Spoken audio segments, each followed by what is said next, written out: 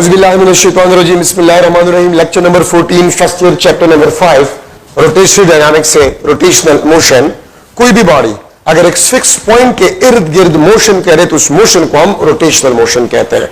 और rotational motion के दौरान तमाम पार्टिकल्स मोशन करते फिक्स पॉइंट के इर्द गिर्द सिवाय सेंटर ऑफ मास के। सेंटर ऑफ मास आपके पास जो होता है वो स्टेशनरी होता है या रेस्ट में होता है। ठीक है, ये आपके पास axis of rotation, axis of rotation imaginary line है। ये हमेशा प्लेन ऑफ रोटेशन के परपेंडिकुलर होता है, ये हमेशा प्लेन ऑफ रोटेशन के परपेंडिकुलर होता है। ठीक है, और एक्सिस ऑफ रोटेशन आपके पास होता है ये हमेशा आपके पास स्टेशनरी होता है, रेस्ट में होता है। क्यों? क्योंकि एक्सिस ऑफ रोटेशन जिस पॉइंट से गुजरता है वो आपके पास रेस्ट में होता है या स्टेशनरी होता है। रेफरेंस एक्सिस ये रियल लाइन होता है, ये इमेजिनरी नहीं होता। This is always parallel to the plane of rotation. और रेफरेंस एक्सिस आपके पास है, this is movable, this is movable. Rotational motion के दौरान ये मोशन करता है, ये रेस्ट में नहीं होता। और रेफरेंस एक्सिस उस पॉइंट को लोकेट करता है जिस पॉइंट के मोशन को हम ऑब्जर्व करते हैं, उस पॉइंट को बेसिकली ये लोकेट करता है। ठीक है, तो this is reference axis, real line always parallel to the plane of rotation, this is movable. Axis of rotation always perpendicular to the plane of rotation, always stationary, imaginary line आपके पास होता है। ठीक है, तो रोटेशनल मोशन के दौरान तमाम पार्टिकल्स मोशन करते हैं सिवाय सेंटर ऑफ मास के। सेंटर ऑफ मास आपके पास जो होता है वो हमेशा रेस्ट में होता है, या वो पॉइंट जहां से एक्सिस ऑफ रोटेशन पास हो रहा है वो हमेशा आपके पास रेस्ट में होता है। ठीक है, हम स्टार्ट कर रहे एंगुलर डिस्प्लेसमेंट से, जो कि प्लेन एंगल है। फर्स्ट चैप्टर में डिटेल में हम इसको डिस्कस कर चुके हैं। कोई भी बॉडी अगर सर्कुलर पाथ पे मोशन करता है, ठीक है, तो आपके पास जो कर्व होगा, कर्व, ठीक है, ये आपके पास बॉडी जो है अगर ए पॉइंट से बी पॉइंट तक जाता है तो सेंटर के साथ ये एंगल जो सबटेंड करता है इसको हम एंगुलर डिस्प्लेसमेंट कहते हैं। और याद रखिए थीटा आपके पास जो है this is the angular displacement, जो कि जिसको हमने प्लेन एंगल बी कहा था। और हमने फर्स्ट चैप्टर में लिखा था theta is equal to S divide by R, the ratio of R plane to the radius of a circular path, standard unit radian. ठीक है, जो कि हम फर्स्ट चैप्टर में डिटेल में पढ़ चुके हैं। ठीक है, इसको मैं इस तरह भी लिख सकता हूं, S is equal to R theta. तो याद रखिए ये इक्वेशन लीनियर डिस्प्लेसमेंट और एंगुलर डिस्प्लेसमेंट को रिलेट करता है। ये इक्वेशन लीनियर डिस्प्लेसमेंट और एंगुलर डिस्प्लेसमेंट को रिलेट करता है। तो इसका मतलब यह कि किसी भी लीनियर पैरामीटर को हम एंगुलर पैरामीटर के साथ रिलेट कर सकते हैं। ठीक है, S is the linear displacement, theta is the angular displacement. S is directly proportional to are if theta is kept constant. अगर थीटा आपके पास कांस्टेंट हो, या मैं लिख सकता हूं S1 divided by S2 is equal to R1 divided by R2. S is directly proportional to theta. ठीक है, if R is kept constant, या S1 divided by S2 is equal to theta 1 divided by theta 2. ठीक है, इसका मतलब आपके पास क्या बनता है? देखिए, अगर मेरे पास दो व्हील्स हैं डिफरेंट रेडियस वाले, डिफरेंट रेडियस वाले, ठीक है, आपके पास दो व्हील्स हैं, ठीक है, और दोनों व्हील्स को हम सेम रिवोल्यूशन दे देते हैं। Revolution is also the unit of angular displacement. एक छोटा व्हील है, एक बड़ा व्हील है, दोनों को जमीन पे मैं एक रिवोल्यूशन दे देता हूं, एक रिवोल्यूशन दे देता हूं, तो लीनियर डिस्प्लेसमेंट कौन सा व्हील ज्यादा ट्रेवल करेगा? जिसका अर्थ ज्यादा होगा, जो बड़ा व्हील होगा वो ज्यादा लीनियर डिस्प्लेसमेंट ट्रेवल करेगा, और जिसका रेडियस कम होगा वो कम लीनियर डिस्प्लेसमेंट ट्रेवल करेगा। तो S is directly proportional to R. ठीक है, दो व्हील्स हैं डिफरेंट रेडियाई वाले, ठीक है, अगर हम सेम रिवोल्यूशन दे तो linear displacement travel by a wheel having large radius will be more. ठीक है, अच्छा, S is directly proportional to theta if R is kept constant. इसको समझना आसान है। अगर दो सेम रेडियस वाले व्हील्स हैं, दो सेम रेडियस वाले व्हील्स हैं, ठीक है, और हम एक को 1 रिवोल्यूशन देते हैं और दूसरे को 2 रिवोल्यूशन देते हैं, तो लीनियर डिस्टेंस कौन सा ज्यादा ट्रेवल करेगा? जिसको आप ज्यादा रिवोल्यूशन देंगे वो ज्यादा लीनियर डिस्टेंस ट्रेवल करेगा। ठीक है, और यहां से मैं लिख सकता हूं theta is inversely proportional to are if the arc length is kept constant. और अगर मैं इसका रेशियो बना लूं θ1 divide by θ2 is equal to r2 divide by r1। ठीक है, तो ये आपके पास एंगुलर डिस्प्लेसमेंट जो है this is inversely proportional to r, ये r के इनवर्सली प्रोपोर्शनल है if the arc length is kept constant. अगर आपके पास आर्क लेंथ कांस्टेंट हो, अब इसका क्वेश्चन मैं किस तरह बना सकता हूं? ठीक है, अगर आपके पास दो व्हील्स है, एक छोटा और एक बड़ा है, एक छोटा व्हील है और एक बड़ा व्हील है, दोनों को आप रिवॉल्व कर ले जमीन पे, ठीक है, तो याद रखिए अगर दोनों ने सेम लीनियर डिस्टेंस ट्रेवल किया है तो जिसका रेडियस कम होगा, मतलब छोटा व्हील, उसने ज्यादा नंबर ऑफ रिवोल्यूशन किए होंगे। ठीक है, अब ट्रैक्टर के व्हील्स को देखें, ट्रैक्टर के पीछे वाले व्हील्स बड़े होते हैं और आगे वाले स्मॉल होते हैं।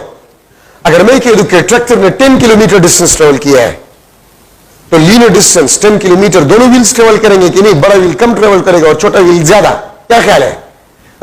तो याद रखिए आपके पास ट्रैक्टर की जो दो व्हील्स है, छोटे और बड़ा, अगर ट्रैक्टर ने 10 किलोमीटर डिस्टेंस ट्रेवल किया है तो छोटे व्हील ने भी 10 किलोमीटर डिस्टेंस ट्रेवल किया होगा और बड़े व्हील ने भी 10 किलोमीटर डिस्टेंस ट्रेवल किया होगा। लेकिन नंबर ऑफ रिवोल्यूशन थीटा किसका ज्यादा होगा? छोटे व्हील ज्यादा रिवोल्यूशन करेगा। सेम लीनियर डिस्टेंस दोनों व्हील्स ने ट्रेवल किए होंगे, लेकिन छोटा व्हील जो होगा उसने ज्यादा रिवोल्यूशन किए होंगे। अगर आप ट्रैक्टर के व्हील्स को देखें तो बड़ा व्हील स्लोली रोटेट होता है और छोटा व्हील जो है वो तेजी से रोटेट होता है। ठीक है, लेकिन लीनियर डिस्प्लेसमेंट या डिस्टेंस दोनों सेम ट्रेवल करेंगे। ठीक है, अच्छा थीटा अगर आपके पास स्मॉल है, इफ थीटा इज स्मॉल, अगर थीटा आपके पास क्या हो? स्मॉल हो, तो थीटा आपके पास होगा इट विल बी वेक्टर, ये आपके पास वेक्टर होगा। ठीक है, और इफ थीटा इज लार्ज तो फिर थीटा आपके पास जो होगा वो आपके पास स्केलर होगा, वो आपके पास स्केलर होगा। क्यों? Small theta vector algebra rules को सेटिस्फाई करता है, तो small theta is a vector, और large theta vector algebra rules को सेटिस्फाई नहीं करता, इसलिए आपके पास लार्ज थीटा जो है वो स्केलर होता है और स्मॉल थीटा वेक्टर होता है। ठीक है, और देखिए थीटा अगर आपके पास वेक्टर है तो एंटी क्लॉकवाइज रोटेशन में अगर आप देखें, ठीक है, तो हम कहते हैं राइट हैंड रूल से थीटा आपके पास अपवर्ड है, थीटा आपके पास अपवर्ड एंड पॉजिटिव होगा। और अगर क्लॉकवाइज रोटेशन हो आपके पास, क्लॉकवाइज रोटेशन अगर आपके पास हो तो थीटा आपके पास डाउनवर्ड और नेगेटिव होगा। राइट हैंड रूल के मुताबिक से आप देख सकते हैं थीटा आपके पास है इट इज अ डाउनवर्ड, और यहां पर थीटा आपके पास है this is a upward. So small theta is considered to be positive, large theta is considered to be negative. ठीक है, if theta is a vector, और अगर आप इसके वेक्टोरियल फॉर्म को लिख लें तो S is equal to theta cross R। ठीक है, S is equal to theta cross R, ये आपके पास वेक्टोरियल फॉर्म है। ठीक है, S is equal to R theta का। अच्छा, अब यहां पर आपके पास रेडियन स्टैंडर्ड यूनिट है, रिवोल्यूशन, ठीक है, डिग्री, मिनट्स, सेकंड्स भी आप प्लेन एंगल के लिए इस्तेमाल कर सकते हैं। और यहां पर मैं आपको बता रहा हूं स्टार्ट में all angular parameters theta, omega, alpha, ठीक है, etcetera, all angular parameters are always along axis of rotation, along axis of rotation। जितने भी एंगुलर पैरामीटर्स आपके पास होते हैं they are always along the axis of rotation, या तो अपवर्ड होंगे या आपके पास डाउनवर्ड होंगे। ठीक है, एंगुलर वेलोसिटी आपके पास जो है limit delta T tends to 0 delta theta divide by delta T. ठीक है, ये आपके पास वेक्टोरियल फॉर्म है, limit delta T tends to 0 का मतलब आपके पास ये होता है for small T delta theta is vector. ठीक है, तो इसलिए ओमेगा के वेक्टोरियल फॉर्म आपके पास इस तरह बन जाएगा, या the time rate of change of angular displacement is known as angular velocity. The time rate of change of angular displacement is known as angular velocity. इसका यूनिट आपके पास जो होगा standard unit radian per second, ये standard unit है। बाकी RPS revolution per second, RPM revolution per minute, RPH revolution per hour, ये भी आप यूनिट के तौर पे इस्तेमाल कर सकते हैं, एंगुलर वेलोसिटी के यूनिट के तौर पे आप इसको इस्तेमाल कर सकते हैं। ठीक है, RPS revolution per second, RPM revolution per minute, RPH revolution per hour. ठीक है, ये भी यूनिट के तौर पे इस्तेमाल किया जाता है। डिग्री पर सेकंड, डिग्री पर मिनट, डिग्री पर आर। ठीक है, ये भी आप इस्तेमाल कर सकते हैं इसका यूनिट। और याद रखिए ओमेगा आपके पास जो है ये आपको सेंस ऑफ रोटेशन देता है, ये आपको सेंस ऑफ रोटेशन देता है। क्या मतलब है सेंस ऑफ रोटेशन? जब तक direction of rotation anti clockwise हो, जब तक direction of rotation anti clockwise हो, तो ओमेगा आपके पास अपवर्ड एंड पॉजिटिव होगा। अगर आपसे कोई पूछे इफ ओमेगा इज अपवर्ड और positive, what will be the direction of rotation? Anti clockwise. ठीक है, जब तक डायरेक्शन ऑफ रोटेशन क्लॉकवाइज होगा, जब तक डायरेक्शन ऑफ रोटेशन आपके पास क्लॉकवाइज होगा, तो ओमेगा आपके पास डाउनवर्ड और नेगेटिव होगा। ओमेगा आपके पास डाउनवर्ड और नेगेटिव होगा, ये बात याद रखें। तो देखिए आपको कंफ्यूज किया जा सकता है किस तरह। एक let's suppose fan is rotating in anti clockwise direction and the direction of omega is upward, omega का डायरेक्शन अपवर्ड है। If suddenly the angular velocity of a fan decreases, ठीक है, what will be the direction of angular velocity? तो upward। याद रखिए जब तक direction of rotation anti clockwise हो, जब तक direction of rotation anti clockwise हो, वह एंगुलर वेलोसिटी कांस्टेंट हो, वह एंगुलर वेलोसिटी इंक्रीज हो रहा हो, वह एंगुलर वेलोसिटी डिक्रीज हो रहा हो, जब तक direction of rotation anti clockwise होगा, तो ओमेगा आपके पास अपवर्ड और पॉजिटिव होगा। ठीक है, और जब तक डायरेक्शन ऑफ रोटेशन क्लॉकवाइज होगा, तो ओमेगा डाउनवर्ड होगा या नेगेटिव होगा। ये कन्वेंशनली लिया गया है कि एंटी क्लॉकवाइज तो omega is upward and positive. ठीक है, तो अगर मैं आपको कह दूं omega is positive, what will be the direction of rotation? Anti clockwise. If omega is negative, what will be the direction of rotation? Clockwise. If omega is upward, what will be the direction of rotation? Anti clockwise. If omega is downward, what will be the direction of rotation? तो आपके पास clockwise. ठीक है, अच्छा अब अगर मैं लिख लो for one revolution, for one revolution, one revolution के लिए डेल्टा थीटा आपके पास 2 पाई के बराबर होता है। ठीक है, वन रिवोल्यूशन में 2 पाई रेडियन एंगल सब्सटेंड होता है, और ये आपके पास कैपिटल टी, ये आपके पास टाइम ऑफ रिवोल्यूशन है। तो अगर मैं ओमेगा को लिख लो तो omega is equal to 2 pi divide by T, या ये आपके पास 2 पाई एफ होगा।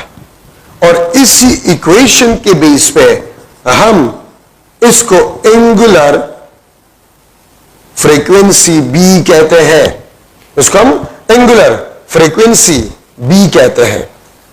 ठीक है, ये बात याद रखें। तो अगर आपको टाइम ऑफ रिवोल्यूशन गिवन हो, अगर मैं कह दूं 1 सेकंड में एक रिवोल्यूशन हो रहा है, what will be the angular velocity of rotatory body? तो 2 pi radian per second. If the linear frequency is 10 hertz, is 10 hertz, what will be the angular frequency? तो 20 पाई रेडियन हर्ट्ज आपके पास angular frequency होगा। ठीक है, अगर आपके पास ratio of angular frequency to the linear frequency, this will be equal to 2 pi. The ratio of angular frequency to the linear frequency is equal to 2 pi. The ratio of linear frequency to the angular frequency, this is equal to 1 divided by 2 pi. ठीक है, मैं लिख सकता हूं the product of angular velocity and time of revolution, this is equal to 2 pi. ये आपके पास 2 pi के बराबर होगा। ठीक है, ये आपके पास 2 pi के बराबर आपके पास होगा। ठीक है, ये बात याद रखें। So the ratio of angular frequency to the linear frequency is equal to 2 pi. ठीक है, the product of angular frequency and time of revolution is equal to 2 pi. तो अगर आपको टाइम ऑफ रिवोल्यूशन गिवन हो या linear frequency, what will be the angular velocity, आप यहां से मालूम कर सकते हैं। और अगर मैं लिख लो for n revolution, for n revolution omega आपके पास जो होता है this is equal to n2 pi divide by t, या इसको मैं लिख सकता हूं 2 पाई n इंटू एफ। क्या मतलब इसका? अगर आपको बताया जाए कि 10 रिवोल्यूशन एक बॉडी ने किया 1 सेकंड में, तो n 10 पुट करे और time of revolution 1 second put करे, आपके पास एंगुलर फ्रीक्वेंसी आ जाएगा। ठीक है, नंबर ऑफ रिवोल्यूशन अगर गिवन हो, लीनियर फ्रीक्वेंसी गिवन हो, एंगुलर फ्रीक्वेंसी आपके पास आ जाएगा। तो ये आपके पास n नंबर ऑफ रिवोल्यूशन के लिए आपके पास इक्वेशंस है। Omega is equal to 2 pi n divided by t या 2 पाई n f। तो ये आपके पास n रिवोल्यूशंस के लिए है। ठीक है, अच्छा अब अगर मैं रिलेट करूं, ठीक है, the relation between linear velocity and angular velocity, जिस तरह हम लीनियर डिस्प्लेसमेंट और एंगुलर डिस्प्लेसमेंट को रिलेट कर सकते हैं, एग्जैक्टली उसी तरह हम लीनियर वेलोसिटी और एंगुलर वेलोसिटी को भी रिलेट कर सकते हैं। लेकिन इससे पहले एक बात आप लोग याद रखें, ठीक है, कि आपके पास theta, omega, time of revolution, frequency और angular acceleration, these are independent, these are independent of r। ठीक है, ये r, this is independent of r, distance of particle, that is distance of particle from axis of rotation। ठीक है, axis of rotation से आपके पास हो, तो ये r से इंडिपेंडेंट है। ठीक है, रिजिड बॉडी भी एक बात याद रखिए, रिजिड बॉडी आपके पास क्या होता है, if particles are at constant distances, if particles are at constant distances from each other, if particles are at constant distances from each other and they are interlocked, they are interlocked, इसको हम rigid body कहते हैं, इसको हम rigid body कहते हैं। ठीक है, अगर ये आपके पास एक रिजिड बॉडी है, इसमें डिफरेंट पार्टिकल्स है, इसमें डिफरेंट पार्टिकल्स है आपके पास। ठीक है, अगर मैं लिख लूं कि इसके दरमियान डिस्टेंस d1, इसके दरमियान डिस्टेंस d2, ये d3, d1 is equal to d2 is equal to d3 means the distances are constant between the particles and they are interlocked, तो फिर इस बॉडी को हम रिजिड बॉडी कहते हैं। याद रखिए, 100% rigid body is not possible, but solid bodies को हम रिजिड बॉडी कंसिडर करते हैं, सॉलिड बॉडीज को हम रिजिड बॉडी कंसिडर करते हैं। क्यों? क्योंकि अगर आप रिजिड बॉडी कंसिडर करें तो याद रखिए, आपके पास जो है रोटेशनल डायनामिक्स में प्रॉब्लम सॉल्यूशन इंतहाई आसान हो जाता है। ठीक है, अगर आप सॉलिड बॉडी को रिजिड बॉडी कंसिडर करें तो देखिए, अगर ये रिजिड बॉडी है और ये आपके पास एक्सिस ऑफ रोटेशन है, तो डिफरेंट पार्टिकल्स डिफरेंट डिस्टेंसेस पे है, r1, r2, ये आपके पास r3। ठीक है, तो एक बात याद रखिए, अगर रिजिड बॉडी रोटेटरी मोशन करता है तो रिजिड बॉडी के हर एक पार्टिकल का एंगुलर डिस्प्लेसमेंट, उसका एंगुलर वेलोसिटी, उसका टाइम ऑफ रिवोल्यूशन, उसका फ्रीक्वेंसी, उसका एंगुलर एक्सेलरेशन, तमाम पार्टिकल्स के सेम होंगे। अगर आप घर में देखिए फैन लगा हुआ है, फैन एक रिजिड बॉडी आप कंसिडर करें, तो अगर फैन रोटेटरी मोशन करता है तो फैन के हर एक पार्टिकल रोटेटरी मोशन कर रहा है, या फैन अगर रिजिड बॉडी आप कंसिडर करें तो फैन का हर एक पार्टिकल अपने पोजीशन पे सर्कुलर मोशन करता है। तो अगर मैं कह दूं कि फैन का एंगुलर वेलोसिटी वो 2 रिवोल्यूशन पर सेकंड है, let's suppose 2 revolution per second. आपके पास अगर एंगुलर वेलोसिटी है फैन का, तो फैन के हर एक पार्टिकल का angular velocity 2 revolution per second होगा, ख्वाह पार्टिकल एक्सिस के नजदीक है, ख्वाह पार्टिकल एक्सिस से दूर है। अगर मैं कह दूं कि angular displacement of a fan around its own axis is a 2 revolution per second, तो हर एक पार्टिकल 1 सेकंड में 2 रिवोल्यूशन करेंगे, एंगुलर डिस्प्लेसमेंट भी सेम होगा, टाइम ऑफ रिवोल्यूशन भी सेम होगा, फ्रीक्वेंसी भी सेम होगा। ठीक है, अगर फैन का एंगुलर एक्सेलरेशन 0 है तो हर एक पार्टिकल का एंगुलर एक्सेलरेशन 0 होगा। तो मैंने जो लिखा है, theta, omega, time period, frequency और alpha, they are independent of r the distance of a particle from the axis of rotation. ठीक है, रिजिड बॉडी के डिफरेंट पार्टिकल्स का distance from axis of rotation उसको हम आर कहते हैं। तो ये बहुत इंपॉर्टेंट कंसेप्ट है, ये याद रखें। अच्छा, relation between linear velocity and angular velocity, v is equal to r omega, और इसको मैं इस तरह भी लिख सकता हूं, और इसको मैं इस तरह भी लिख सकता हूं, v is equal to r 2 pi divide by t, और v is equal to 2 pi r into f. ठीक है, तो ये आपके पास जो है मुख्तलिफ किस्म के इक्वेशन है फॉर द लीनियर वेलोसिटी। यहां पर मैं लिख सकता हूं v is directly proportional to r। ठीक है, if angular velocity is kept constant, या v1 divide by v2 is equal to r1 divide by r2। v is the linear velocity of every particle of a rigid body which is rotating around the fixed axis। ठीक है, तो इसका मतलब आपके पास ये बन रहा है कि रिजिड बॉडी, फॉर एग्जांपल आपका फेन है, वो रोटेटरी मोशन करे, तो उस फेन का हर एक पार्टिकल का जो लीनियर वेलोसिटी होगा, अगर डिस्टेंस डिफरेंट है तो लीनियर वेलोसिटी डिफरेंट होगा, बावजूद इसकी कि एंगुलर वेलोसिटी कांस्टेंट होगा। और मैंने आपको स्टार्ट में बताया कि अगर फेन रोटेटरी मोशन करता है तो angular velocity of all the particles will be same और constant, but the linear velocity of all the particles will be different. Linear velocity आपके पास डिफरेंट पार्टिकल्स के डिफरेंट आपके पास होंगे, तो v is directly proportional to r। If omega is kept constant, तो v1 divide by v2 is equal to r1 divide by r2। तो rigid body के डिफरेंट पार्टिकल्स अगर डिफरेंट डिस्टेंसेस पे, तो उनकी लीनियर वेलोसिटी आपके पास क्या होंगे, डिफरेंट होंगे, उनके लीनियर वेलोसिटीज आपके पास जो है वो डिफरेंट होंगे। ठीक है, तो ये बात आप लोग याद रखिए। अच्छा, अब यहां पर मैं लिख रहा हूं, इसका मतलब ये बना कि linear velocity is r dependent but angular velocity is independent of r. अच्छा, अब यहां से मैं लिख सकता हूं v is directly proportional to omega, v is inversely proportional to the time of revolution, v is directly proportional to the frequency।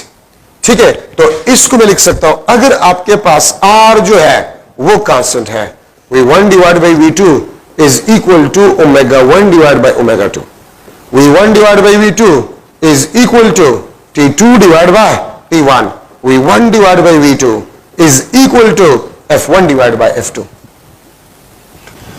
ठीक है, ये बात आप लोग याद रखिए। तो अगर angular velocity if r is kept constant, मतलब फेल है, एंगुलर वेलोसिटी ज्यादा है तो लीनियर वेलोसिटी भी ज्यादा होगी, एंगुलर वेलोसिटी कम है तो लीनियर वेलोसिटीज भी कम होंगी। ठीक है, अगर मैं लिख लूं कि आपने स्ट्रिंग के साथ एक मास अटैच किया हुआ है और उसको आप रोटेट कर रहे हैं, उसको आप रोटेट कर रहे हैं, तो अगर आप स्लो स्पीड से रोटेट कर रहे हैं, लीनियर वेलोसिटी स्मॉल होगा। अगर आप तेज स्पीड से रोटेट कर रहे हैं, लीनियर वेलोसिटी आपके पास है वो ज्यादा होगा। ठीक है, अगर मैं इसका वेक्टर फॉर्म लिख लूं, v is equal to omega cross r, v is equal to omega cross r, तो ये आपके पास जो है relation between linear velocity and angular velocity. अगर मैं आपसे पूछूं the ratio of linear velocity and linear frequency, the ratio of linear velocity to the linear frequency is equal to 2 pi r, which is equal to the circumference of a circle, circumference of a circle। ठीक है, तो ये बात आप लोग याद रखिए, ये आपके पास लीनियर वेलोसिटी के इक्वेशन है और ये आपके पास इसका वेक्टर फॉर्म है, v is equal to omega cross r। अगर मैं आपसे पूछूं कि अगर मैं लिख लूं MCQ, rigid body, two particles of a rigid body, two particles of rigid body has r1 divided by 2 is equal to 1:3, r1 ratio r2 is equal to 1:3, rotating around fixed point। ठीक है, rotating around fixed point। ठीक है, then the ratio of their linear velocities will be equal to dash। दो particles है rigid body के जो rotatory motion कर रहे हैं, उनके r के रेशियोज 1:3 है, तो लीनियर वेलोसिटीज के रेशियो आपके पास जो है वो क्या होंगे, 1:3, 1:9, सी ऑप्शन आपके पास 3:1 और डी ऑप्शन आपके पास 1:1। ठीक है, तो आप देख सकते हैं अगर r की रेशियो 1:3 है तो लीनियर वेलोसिटीज के रेशियो आपके पास क्या होंगे, वो भी आपके पास 1:3 होगा। ये आपके पास फर्स्ट क्वेश्चन, ये फर्स्ट क्वेश्चन। सेकंड क्वेश्चन, उन दो पार्टिकल्स के एंगुलर वेलोसिटीज के रेशियो क्या होंगे, उन दोनों पार्टिकल्स के टाइम ऑफ रिवॉल्यूशन के रेशियोज आपके पास क्या होंगे, ठीक है, उन दोनों के आपके पास फ्रीक्वेंसीज के रेशियो आपके पास क्या होंगे, ठीक है। ये मैंने आपसे मुख्तलिफ क्वेश्चंस कर लिए, तो ये आपके पास 1:1, 1:1, 1:1, जो कि मैंने स्टार्ट में आपको बता दिया कि रिजिड बॉडी के तमाम पार्टिकल्स के angular velocities, time of revolution, frequency, ठीक है, वो आपके पास सेम होंगे for a single rigid body, ठीक है। अच्छा, अब यहां पर मैं स्टार्ट कर रहा हूं एंगुलर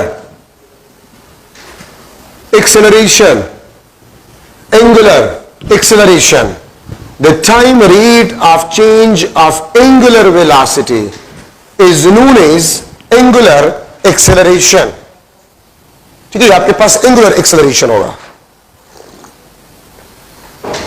ठीक है। अगर एंगुलर वेलोसिटी में चेंज आएगा तो एंगुलर एक्सेलरेशन प्रोड्यूस होगा, और अगर एंगुलर वेलोसिटी में चेंज नहीं आएगा तो एंगुलर एक्सेलरेशन आपके पास 0 होगा।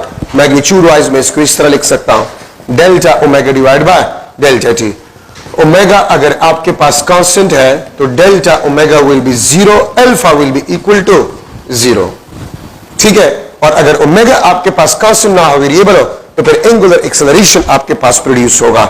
अब यहां पर मैं लिख रहा हूं number first, if delta omega is equal to positive, तो अल्फा आपके पास क्या होगा, पॉजिटिव होगा। If delta omega is equal to positive, alpha will be equal to positive, और अगर अल्फा आपके पास पॉजिटिव है तो ये मुझे दो इंफॉर्मेशन दे रहा है, एंगुलर स्पीड इज इंक्रीजिंग, ठीक है, एंगुलर वेलोसिटी आपके पास it will be increasing and alpha will be parallel to omega. अगर मैं कह दूं alpha is positive, alpha is positive, तो अल्फा पॉजिटिव आपको दो बातें बता रहे हैं कि angular velocity is increasing and alpha is parallel to omega, ठीक है। और अगर आपसे ये भी पूछूं कि डायरेक्शन ऑफ रोटेशन क्या होगा, तो direction of rotation may be clockwise और anticlockwise. Direction of rotation may be clockwise और एंटी क्लॉकवाइज। अगर अल्फा पॉजिटिव है तो अल्फा के पॉजिटिव से मैं डायरेक्शन ऑफ रोटेशन के बारे में कुछ भी नहीं बता सकता, ठीक है। तो direction may be clockwise, may be anti clockwise.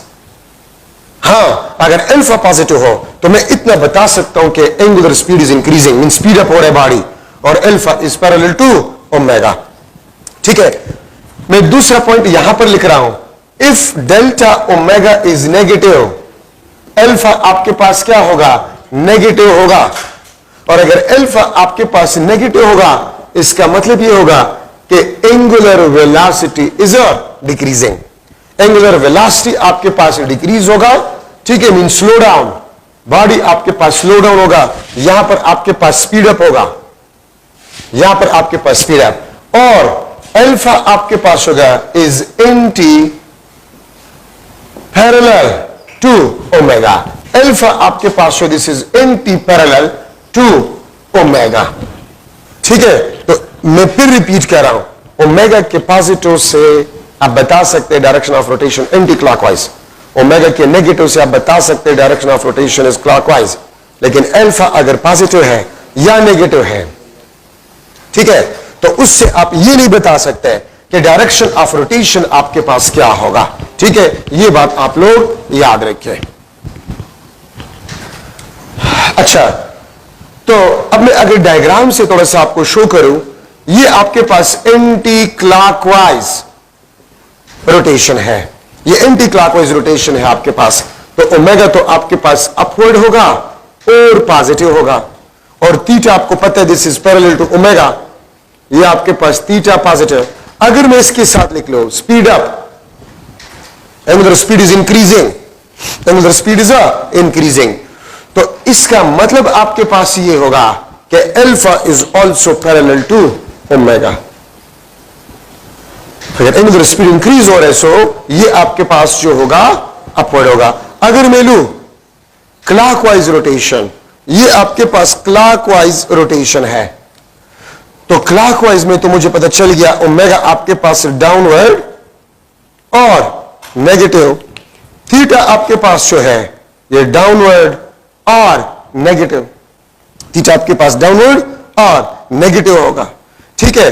और आपके पास अगर मैं क्लॉकवाइज के साथ ये लिख लो, स्लो डाउन, स्लो डाउन नहीं, मैं स्पीड अप लिख लेता हूं, क्योंकि मैंने स्पीड अप लिखे, मैं ये भी स्पीड अप लिख लेता हूं, स्पीड अप, ठीक है। तो अगर आपके पास स्पीड इंक्रीज हो रहा है तो एक बात आप लोग याद रखें, अल्फा आपके पास होगा, it will be parallel to omega, alpha will be positive, ये भी स्पीड अप, ये भी स्पीड अप, इसमें अल्फा अपवर्ड है, इसमें अल्फा डाउनवर्ड है, कि अगर आप देखें दोनों में अल्फा पॉजिटिव अल्फा पॉजिटिव, तो अगर स्पीड अप हो रहा है बॉडी, अगर बॉडी स्पीड अप हो रहा है तो alpha will be parallel to omega, alpha will be parallel to omega, ठीक है। देखिए एक जगह पर एंटी क्लॉकवाइज है, दूसरी जगह पर क्लॉकवाइज रोटेशन है।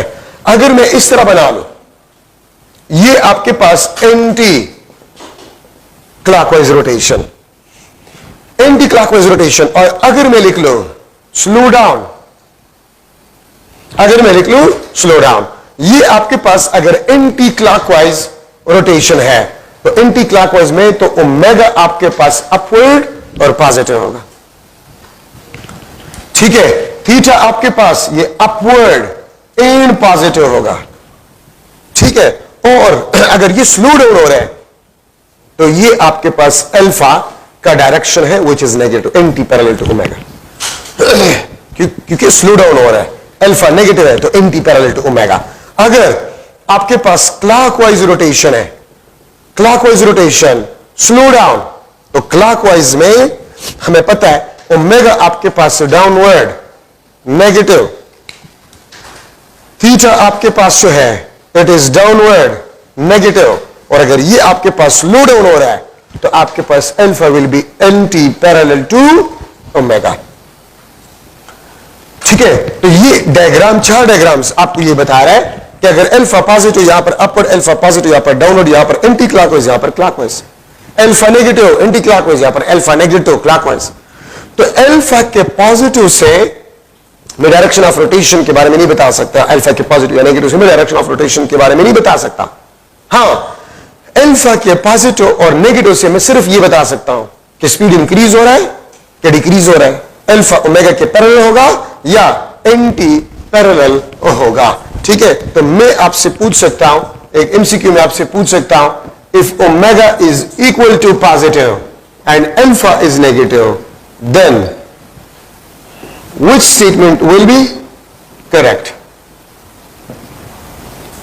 या जरूरत नहीं इसका, then A option, direction of rotation anti-clockwise rotation, speed up. B option, clockwise rotation, speed up. C option, anti-clockwise rotation or speed up. D option, anti-clockwise rotation or slow down.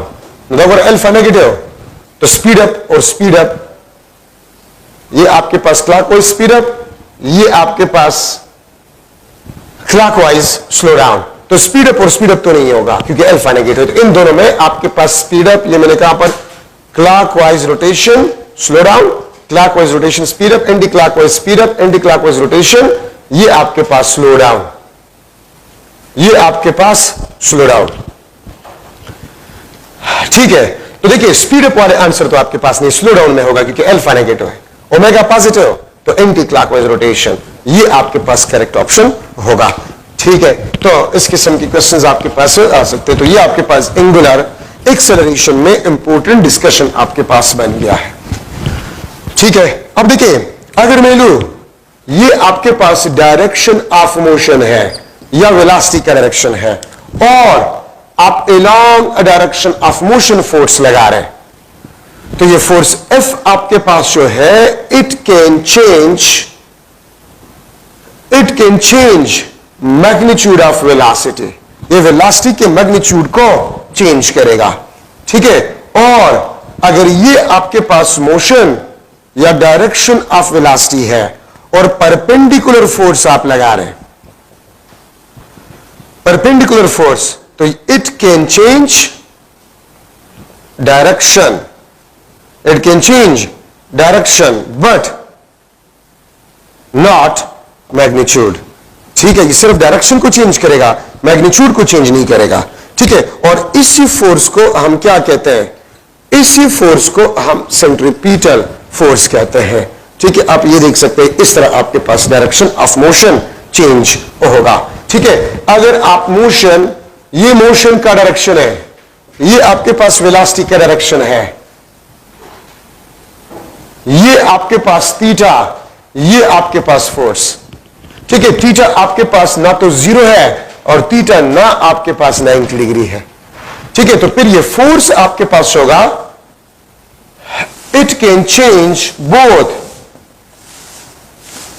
Magnitude in direction, ये magnitude और direction दोनों को change करेगा, ठीक है। अगर force other than 0 और 90 degree पे लग जाए तो वो मैग्नीट्यूड ऑफ वेलोसिटी और डायरेक्शन ऑफ वेलोसिटी दोनों can change both magnitude and direction of velocity, it can change direction but not magnitude of velocity, ठीक है। और वहां पर आपके पास वेलोसिटी वो डायरेक्शन ऑफ वेलोसिटी को चेंज करता है, ठीक है। ये बात याद रखें। तो अगर आप along the direction of motion force लगा लें, वो मैग्नीट्यूड ऑफ वेलोसिटी को चेंज करेगा। अगर परपेंडिकुलर आप फोर्स लगा लें, वो सिर्फ डायरेक्शन को चेंज करेगा। और अगर आप अदर देन 0 डिग्री एंगल और अदर देन 90 डिग्री एंगल पे आप फोर्स लगा लें, तो वो मैग्नीट्यूड और डायरेक्शन दोनों को चेंज करेगा, ठीक है। तो हम आगे सेंट्रीपिटल फोर्स में पढ़ेंगे कि वो सिर्फ डायरेक्शन को चेंज करता है, not magnitude of a velocity. यहां पर मैं स्टार्ट कर रहा हूं सेंट्रीपिटल या रेडियल एक्सेलरेशन। सेंट्रीपिटल और रेडियल एक्सेलरेशन, इसका आपके पास कास जो है वो डायरेक्शन चेंज ऑफ वेलोसिटी है, डायरेक्शन चेंज ऑफ वेलोसिटी है, ठीक है, काइनेमेटिक्स में। और अगर मैं लिख लूं डायनामिक्स में तो फिर कास सेंट्रीपिटल फोर्स होगा डायनामिक्स में, ठीक है। Centripetal is always directed towards centre, ठीक है। ये आपके पास डायरेक्शन ऑफ रोटेटरी या रोटेशनल मोशन है, ठीक है। ये आपके पास सेंट्रीपिटल एक्सेलरेशन है and it is always directed toward the centre, ये हमेशा टुवर्ड द सेंटर होती है, इसलिए हम इसको सेंट्रीपिटल एक्सेलरेशन कहते हैं, ठीक है। अब आपके पास सेंट्रीपिटल या रेडियल एक्सेलरेशन, इसका आपके पास फार्मूला है, this is equal to v omega, is equal to v omega. V is the linear velocity, omega is the angular velocity. इसका वेक्टर फॉर्म में इस तरह बना सकता हूं, ठीक है। तो ये अगर लीनियर वेलोसिटी गिवन हो और एंगुलर वेलोसिटी गिवन हो और आपसे पूछ लिया जाए what will be the centripetal acceleration, तो आप इस फार्मूले से सेंट्रीपिटल एक्सेलरेशन को मालूम कर सकते हैं, ठीक है। तो लीनियर वेलोसिटी और अगर एंगुलर वेलोसिटी गिवन हो तो आप इससे मालूम कर सकते हैं सेंट्रीपिटल एक्सेलरेशन को। अच्छा, अब देखिए थोड़ा सा मैं इससे मुख्तलिफ और इक्वेशंस निकाल रहा हूं। अगर मैं यहां पर ओमेगा के बजाय पुट कर लूं वी और ओमेगा के बजाय 2 पाई डिवाइड बाई टी, ठीक है, सॉरी ये AC है, AC is equal to v और ओमेगा के बजाय 2 pi divide by T.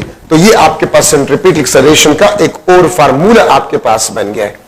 AC ये आपके पास 2 pi v into f, T is F. This is also the equation of a centripetal acceleration.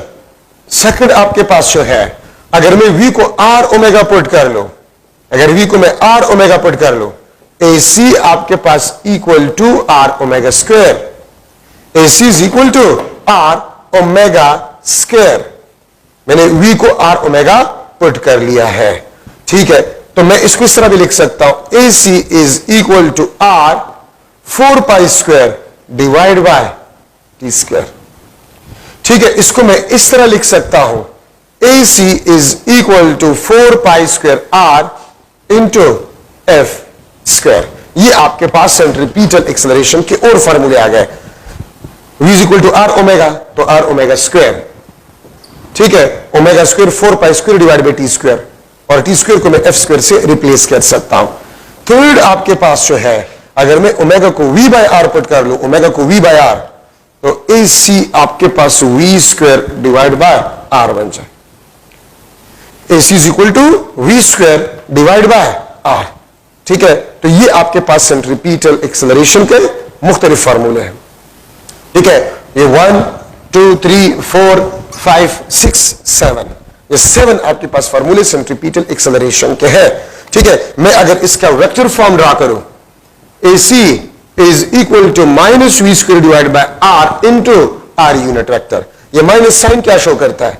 Opposite to the radius. Radius is a vector, radius हमेशा outward होता है और centripetal acceleration toward centre होते हैं, तो अपोजिट।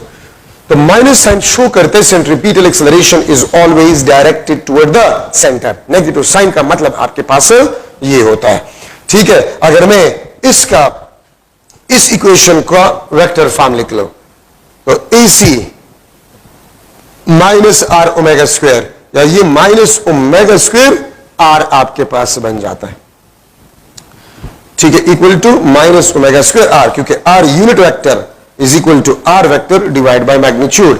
तो यहां पर अगर आप आर यूनिट वेक्टर के बजाय पुट करें तो ये आर आर कैंसिल, और minus omega square r vector आपके पास बन जाएगा।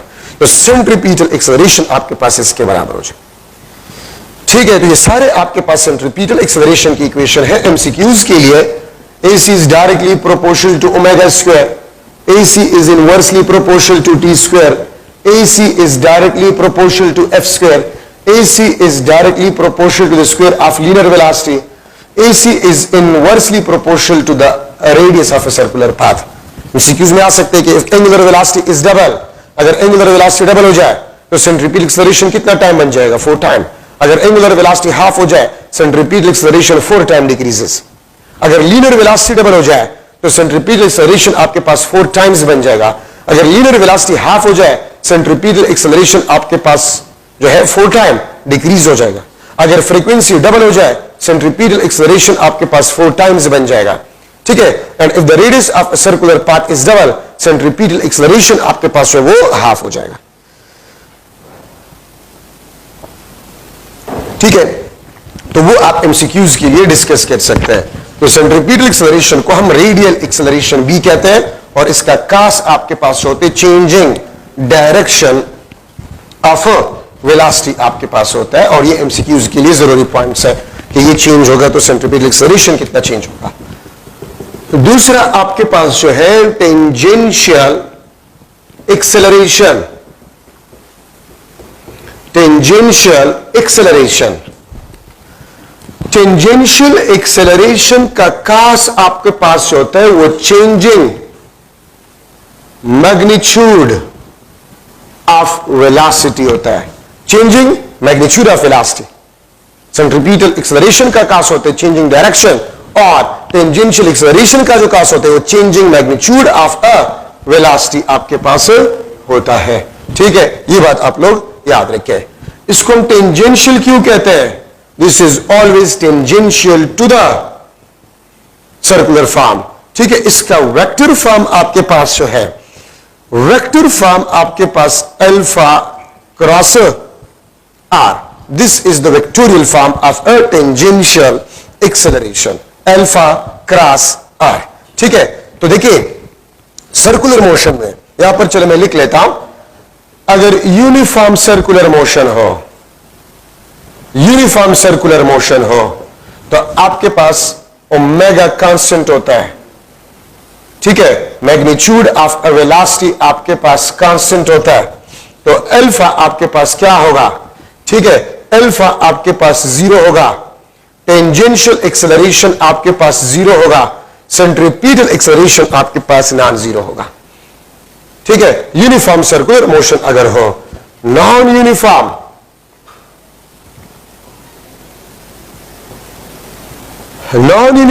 सर्कुलर मोशन अगर आपके पास है, ओमेगा नॉट कांस्टेंट, ओमेगा आपके पास कांस्टेंट नहीं होगा। Magnitude of a velocity is not constant. ठीक है, तो आपके पास अल्फा बी नॉन जीरो होगा, टेंजेंशियल एक्सेलरेशन भी आपके पास नॉन जीरो होगा।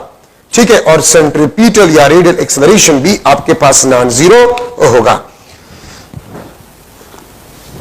तो याद रखिए, सर्कुलर मोशन के दौरान आपके पास दो लीनियर एक्सेलरेशन प्रोड्यूस होते हैं और एक एंगुलर एक्सेलरेशन प्रोड्यूस होता है। तो मैं अगर लिख लो, एक बना लू एक diagram, this is the circular path, ये आपके पास टेंजेंशियल एक्सेलरेशन है and this is a centripetal acceleration. ये आपके पास सेंट्रीपिटल एक्सेलरेशन है, ये आपके पास टेंजेंशियल एक्सेलरेशन है। ठीक है, सेंट्रीपिटल एक्सेलरेशन को मैं इस तरह लिख सकता हूं, दिस इज एसी। तो ये आपके पास जो होगा, this is the net linear acceleration, ये आपके पास नेट लीनियर एक्सेलरेशन होगा। एक बात याद रखिए, सेंट्रीपिटल और टेंजेंशियल एक्सेलरेशन वो हमेशा आपके पास परपेंडिकुलर होते हैं। टेंजेंशियल और सेंट्रीपिटल एक्सेलरेशन ये हमेशा आपके पास जो है वो परपेंडिकुलर होते हैं। तो आपके पास net linear acceleration AC square plus AT square under the root, ये आपके पास नेट लीनियर एक्सेलरेशन होगा। V omega whole square plus R alpha whole square under the root. ठीक है, V omega whole square plus R alpha whole square under the root, ये आपके पास net linear acceleration आपके पास बन जाता है। ठीक है, तो centripetal acceleration and tangential acceleration is always perpendicular at some instantaneous point. मैं आपसे क्वेश्चन इस तरह पूछ सकता हूं, during uniform circular motion, during uniform circular motion in anti-clockwise direction, if velocity is directed west, if linear velocity is directed west, then centripetal acceleration at that point will be, then centripetal acceleration at that point will be directed dash। ठीक है, ये आपके पास जो है east, west, north, d option south. तो देखिए, अगर एंटी क्लॉकवाइज डायरेक्शन है, ये आपके पास एंटी क्लॉकवाइज डायरेक्शन है, तो वेलोसिटी का डायरेक्शन क्या है? वेस्ट। अब ये देखिए, वेलोसिटी इस पॉइंट पे आपके पास डायरेक्टेड वेस्ट है। अगर इस पॉइंट पे आपके पास वेलोसिटी डायरेक्टेड वेस्ट है, तो इसी पॉइंट पे आपके पास सेंट्रीपिटल एक्सेलरेशन जो है वो directed south, east, west, north, south. ठीक है, तो सेंट्रीपिटल एक्सेलरेशन डायरेक्टेड साउथ है इस पॉइंट पे। ठीक है, तो ये आपके पास सेंट्रीपिटल एक्सेलरेशन, और इसमें आपके पास जरूरी से पॉइंट्स बन गए। ठीक है, अच्छा, अब सेंट्रीपिटल फोर्स है, सेंट्रीपिटल फोर्स वो फोर्स जो सिर्फ और सिर्फ डायरेक्शन ऑफ वेलोसिटी को चेंज कर जाए, उसको हम सेंट्रीपिटल फोर्स कहते हैं। ठीक है, सेंट्रीपिटल फोर्स वो फोर्स होता है जो सिर्फ और सिर्फ डायरेक्शन ऑफ वेलोसिटी को चेंज करे, मैग्नीट्यूड ऑफ वेलोसिटी को नहीं, उसको बेसिकली हम सेंट्रीपिटल फोर्स कहते हैं। Centripetal force is always perpendicular to the velocity. Remember, the work done by centripetal force will be always zero. Work done by centripetal force will be always zero. ठीक है, ये बात आप लोग याद रखें। तो जितनी भी इक्वेशन हम पढ़ चुके हैं सेंट्रीपिटल एक्सेलरेशन के, वी ओमेगा, वो सारे फॉर्मूले आप सेंट्रीपिटल फोर्स के लिए भी लिख सकते हैं। ठीक है, ये बात आप लोग याद रखें। अच्छा, अब सेंट्रीपिटल एक्सेलरेशन में आपके पास जो है जितने फॉर्मूले हम लिख चुके, v omega, v square divide by r, ठीक है, एम आर ओमेगा स्क्वायर वगैरह, ठीक है, उसको आप यहां पर पुट करें, आपके पास सेंट्रीपिटल फोर्स के इक्वेशन आ जाएंगे। Work done by centripetal force is always zero, centripetal force is always directed toward the centre, ठीक है, और सेंट्रीपिटल फोर्स का जो रिएक्शन फोर्स होता है उसको हम सेंट्रीफ्यूगल फोर्स कहते हैं, उसको हम सेंट्रीफ्यूगल फोर्स कहते हैं।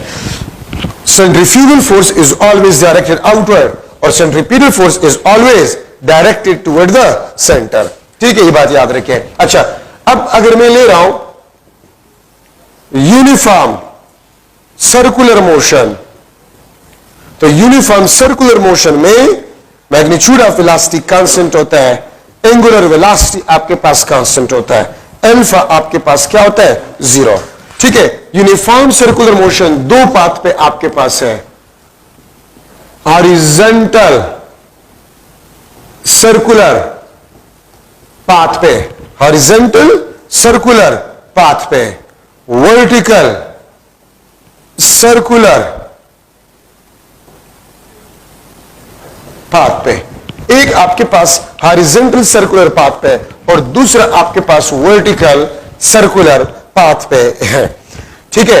हॉरिजॉन्टल सर्कुलर पाथ, ये आपके पास हॉरिजॉन्टल सर्कुलर पाथ है। अगर आप एक बॉडी को इस रोटेट करें इस तरह, तो ये हॉरिजॉन्टल सर्कुलर पाथ कहलाता है। तो हॉरिजॉन्टल सर्कुलर पाथ में अगर आप देखें, इस बॉडी का जो वेट होता है डाउनवर्ड और टेंशन इन स्ट्रेन, ठीक है, वो आपके पास टुवर्ड द सेंटर, जो कि सेंट्रीपिटल फोर्स होता है, ठीक है। तो एक बात याद रखें, theta is equal to 90 degree between tension and weight of a body always.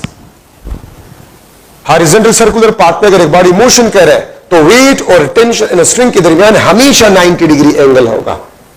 किसी भी पॉइंट पे आप किसी बॉडी को इस रोटेट करें हॉरिजॉन्टल सर्कुलर पाथ पे, तो वेट और टेंशन इन स्ट्रिंग वो हमेशा आपके पास परपेंडिकुलर होते हैं, ठीक है। तो इसलिए टेंशन और सेंट्रीपिटल फोर्स बराबर होते हैं, mv² divide by L which is equal to constant।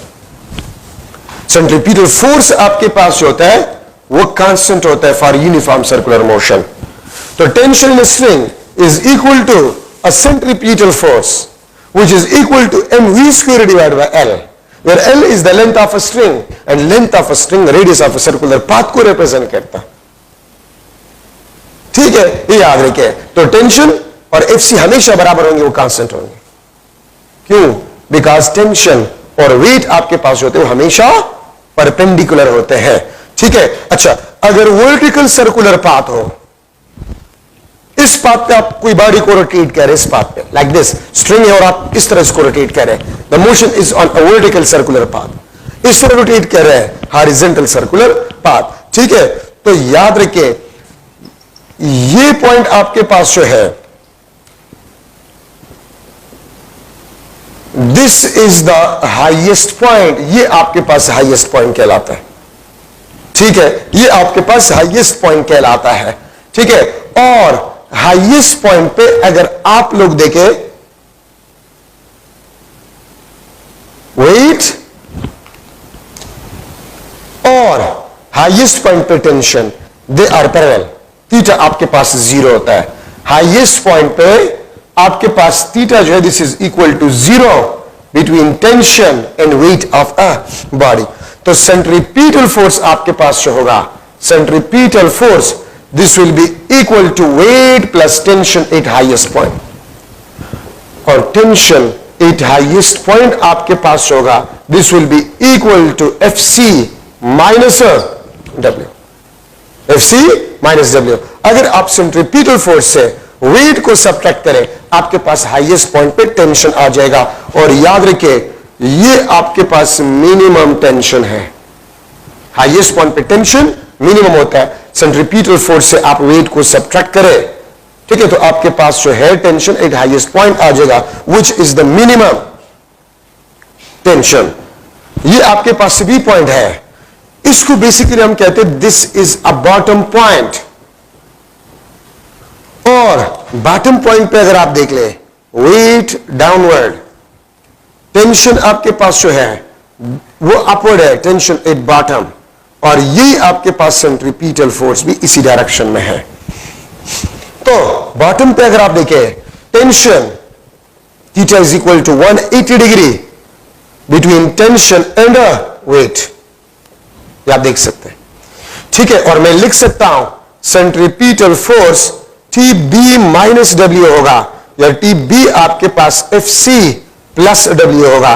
और याद रखें, बॉटम पॉइंट पे जो टेंशन आपके पास होता है स्ट्रिंग में, maximum tension in string, bottom पे टेंशन इन स्ट्रिंग मैक्सिमम होगा, हाईएस्ट पॉइंट पे टेंशन स्ट्रिंग में मिनिमम होगा, ठीक है। तो मैं वर्टिकल सर्कुलर पाथ पे ये लिख सकता हूं कि आपके पास टेंशन और सेंट्रीपिटल फोर्स हर जगह पर बराबर नहीं होते, ठीक है। सेंट्रीपिटल फोर्स आपके पास कांस्टेंट होता है, लेकिन टेंशन आपके पास होता है it is a not constant. क्यों?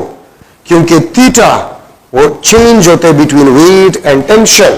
थीटा आपके पास जो है वो टेंशन और वेट के दरमियान वेरी होते हैं फ्रॉम 0 to 180 डिग्री, ठीक है। तो इसलिए टेंशन कांस्टेंट आपके पास नहीं होता, ठीक है। और ये इक्वेशन आप याद रखें, अगर आपको ये बताया जाए कि वर्टिकल सर्कुलर पाथ पे एक बॉडी रोटेटरी मोशन कर रहा है, the centripetal force is 60 Newton, where the weight of a body is 10 Newton, then what will be the tension in a string at highest point? तो 60 minus 10, 50 Newton आपके पास highest point पे tension होगा, जो कि minimum होगा, ठीक है। और अगर weight of a body 10 Newton है और centripetal force 60 Newton है, vertical circular path पे motion हो रहा है, तो bottom point पे जो tension होगा string में वो 60 plus 10, 70 Newton आपके पास होगा, which is the maximum tension। तो वर्टिकल सर्कुलर पाथ और हॉरिजॉन्टल सर्कुलर पाथ में आपके पास ये जरूरी पॉइंट्स हैं। अच्छा, अब आप लोग देखिए, आप इस किस्म के क्वेश्चंस भी कुछ बुक्स में मौजूद है कि आपने एक कंटेनर को या केन को आपने अटैच किया है, स्ट्रिंग के साथ आपने अटैच किया है, दिस इज द स्ट्रिंग, ठीक है।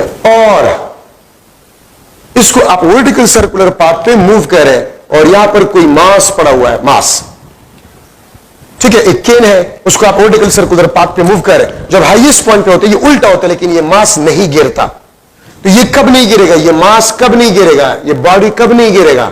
तो याद रखे, इफ सेंट्रीपिटल और centrifugal force is greater than the weight of this body या equal to the weight, so body will not fall,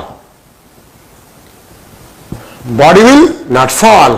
और अगर सेंट्रीपिटल फोर्स या सेंट्रीफ्यूगल फोर्स वेट से कम हो तो बॉडी विल फॉल, बॉडी आपके पास फॉल हो जाएगा, ठीक है। बॉडी आपके पास जो है वो फॉल हो जाएगा, ठीक है। ये बात आप लोग याद रखें। मौत का कुआं जिसको हम कहते हैं, सर्कस में होता है अक्सर, उसको हम साइंटिफिक लैंग्वेज में रोटर कहते हैं, इसको हम रोटर कहते हैं। अगर उस रोटर को हम रोटेट करें अराउंड अ फिक्स पॉइंट, अगर इसको हम रोटेट करें अराउंड अ फिक्स पॉइंट, ठीक है, with a constant angular velocity, और यहां पर एक कोई आदमी है, वो यहां पर खड़ा है, बिल्कुल दीवार के साथ खड़ा है, जिस तरह आप ये देखें, इस तरह दीवार के साथ आप खड़े हैं, और इस रोटर को रोटेट किया जाए अराउंड अ फिक्स पॉइंट, और इसके पांव के नीचे से इस फ्लोर को खोल जाए, तो ये बंदा नहीं गिरेगा, ठीक है। क्यों? इस पे सेंट्रीफ्यूगल फोर्स है, ये सेंट्रीफ्यूगल फोर्स, ये आपके पास सेंट्रीपिटल फोर्स, और ये आपके पास क्या होगा, वेट। तो ये बंदा क्यों नहीं गिरा? क्योंकि सेंट्रीपिटल फोर्स इसके वेट से ज्यादा है, तो इसलिए ये बंदा इस दीवार के साथ स्टक होगा। बाइक वाला, ठीक है, मौत के कुएं के वॉल्स पे मोशन कर रहा है, कार वाला, वो क्यों नहीं गिरता? रोटेशन के दौरान अगर सेंट्रीपिटल और सेंट्रीफ्यूगल फोर्स उस कार के वेट से ज्यादा, वो कार नहीं गिरेगा, लेकिन अगर वो स्लो हो जाए वो सीधे नीचे गिरेगा, क्योंकि फिर वेट ज्यादा हो जाएगा, ठीक है। तो ये आपके पास जो है, इसमें जरूरी पॉइंट्स आपके पास बन गए सर्कुलर मोशन में। ट्रांसलेटरी मोशन आपके पास दो किस्म के है, translatory motion, curvilinear and rectilinear. Rectilinear mean straight path पे motion, curvilinear mean curve path पे मोशन। बाकी है दो आपके पास, लीनियर या ट्रांसलेटरी मोशन आपके पास है। अच्छा, अब यहां पर हम डिस्कस करें moment of inertia. Moment of inertia, the property of a rotatory body due to which it resists change in state of rest or uniform rotational motion। किसी भी बॉडी का वो प्रॉपर्टी जिसकी वजह से एक बॉडी अपने स्टेट ऑफ रेस्ट में चेंज लाने को अपोज करे या यूनिफॉर्म रोटेशनल मोशन में चेंज लाने को अपोज करे, उस प्रॉपर्टी को हम कहते हैं मोमेंट ऑफ इनर्शिया। याद रखिए, torque is equal to I alpha. ये आपके पास न्यूटन सेकंड लॉ है in rotational dynamics. In rotational dynamics, ठीक है, torque is equal to I alpha. This is the Newton second law in a rotational dynamics, ठीक है। और इस टॉर्क को हम कहते हैं this is the rotational analog of force in rotational dynamics, ठीक है। और यहां पर मैंने पहले भी आपको बताया था कि एंगुलर एक्सेलरेशन का कास्ट जो है it is torque in rotational dynamics, ठीक है, टॉर्क इनटू रोटेशनल डायनामिक्स। ये आई किस चीज को रिप्रेजेंट करता है? आई आपके पास जो है this is the moment of inertia, moment of inertia. और ये कहां से आपके पास आ गया? देखिए, f is equal to m a, torque is equal to m are square alpha. तो अगर आप देखिए ये दोनों आपके पास एक्सेलरेशन है और ये मास इसमें इनर्शिया है, तो ये एम आर स्क्वायर आपके पास जो है एम आर स्क्वायर, ठीक है, ये भी इनर्शिया का काम करेगा इन रोटेशनल डायनामिक्स। तो लीनियर मोशन में मास इनर्शिया और इसमें एम आर स्क्वायर इनर्शिया, जिसको मोमेंट ऑफ इनर्शिया कहा गया है।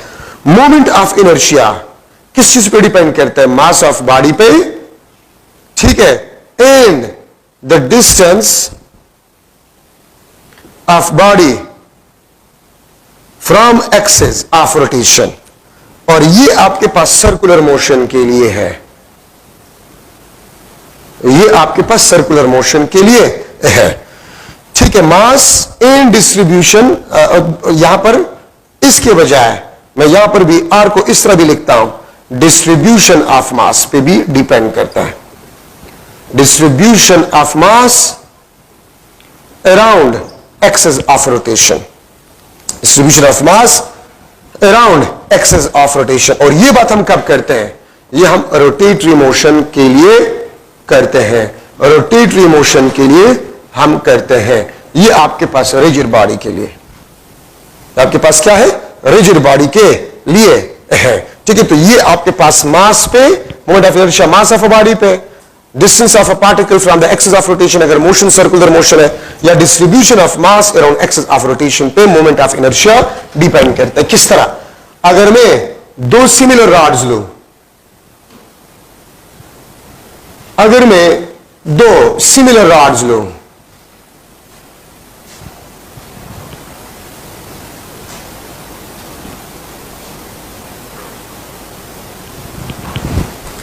ठीक है, ये दोनों आपके पास सिमिलर रॉड्स है, ठीक है। ये मैं इस एक्सिस के अराउंड रोटेट कर रहा हूं, this is the axis of rotation, ठीक है। और ये आपके पास जो है, ये आपके पास मैं इस एक्सिस के अराउंड रोटेशन दे रहा हूं। आप ये देखिए, मैं इस मार्कर को इस एक्सिस के अराउंड रोटेटरी मोशन दे रहा हूं। Axis of rotation is perpendicular to the length, वो वाला केस। मैं इस मार्कर को इस तरह रोटेट कर रहा हूं, इस तरह।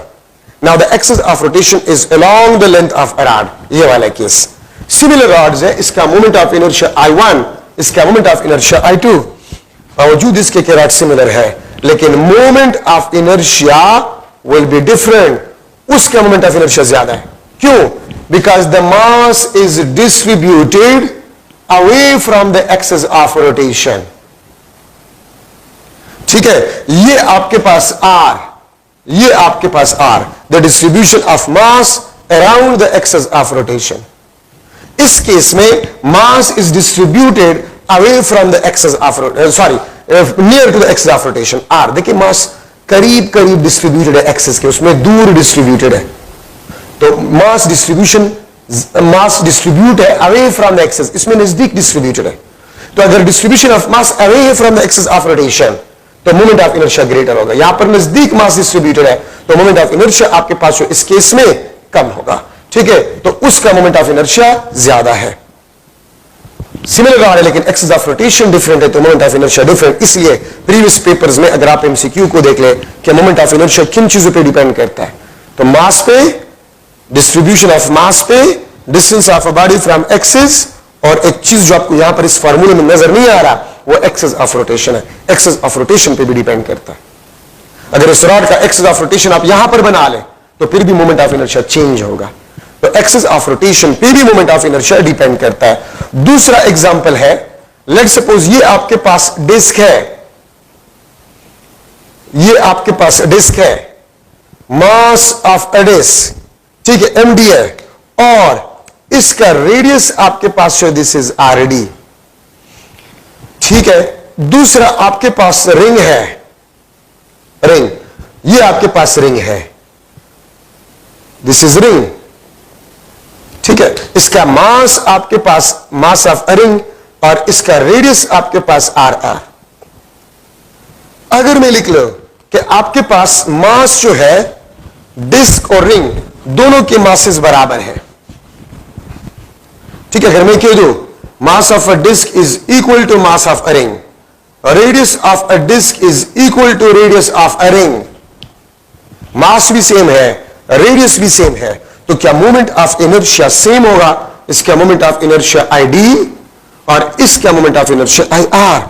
तो सेम मास सेम रेडियस, लेकिन डिस्क का जो मास है वो एक्सिस के नजदीक यूनिफॉर्मली डिस्ट्रीब्यूटेड है और रिंग का जो मास है वो एक्सिस ऑफ रोटेशन से दूर डिस्ट्रीब्यूटेड है, ठीक है। तो आप देख सकते हैं डिस्क का जो moment of inertia that is half M R are स्क्वायर और रिंग का जो मोमेंट ऑफ इनर्शिया वो एम आर स्क्वायर है। और आप देख सकते हैं कि रिंग का मोमेंट ऑफ इनर्शिया वो डिस्क के डबल है।